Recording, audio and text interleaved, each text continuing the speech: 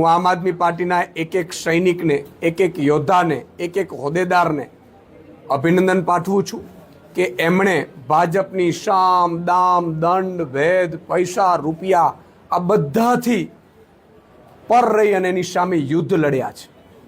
આમ આદમી પાર્ટીનો એક એક સૈનિક છેલ્લા કેટલાય સમયથી વિસાવદરની ભૂમિમાં વિસાવદરની જનતા માટે એ લડાઈ લડતા હતા. એટલી હદે ભાજપે તાનાશાહી કરી હતી. એની સામે આ વિસાવદરના ખેડૂતોનો, વિસાવદરના માલધારીઓનો, વિસાવદરના નાગરિકોની જીત છે. 54 લાખ ખેડૂતોની જીત છે. 1 કરોડ અને 20 લાખ શ્રમિકો, મજૂરો અને માલધારીઓની જીત છે. આ જીતે સાબિત કરી બતાવ્યું છે કે જો તમારામાં લડવાની તાકાત હોય, પ્રજા માટે લડવાની તાકાત હોય તો પ્રજા તમારી સાથે રહે છે. તમે જુઓ, વિસાવદરમાં ચૂંટણીમાં ભાજપે તમામ પ્રકારના હાથગંડા અપનાવી લીધા.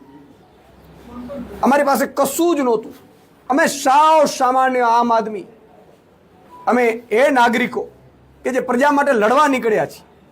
નથી સત્તા અમારી પાસે, નથી સંપત્તિ, નથી કશું જ નહીં. પ્રજા ખુદ લડી રહી હતી અને અમારી સાથે જો હતું તો પ્રજાનું પ્રેમ હતું. અમારા જે યુવા લડવૈયાઓ બધા યોદ્ધાઓ હતા, મેદાન ઉપર ઉતરતા તો લોકો એમને વધાવતા હતા.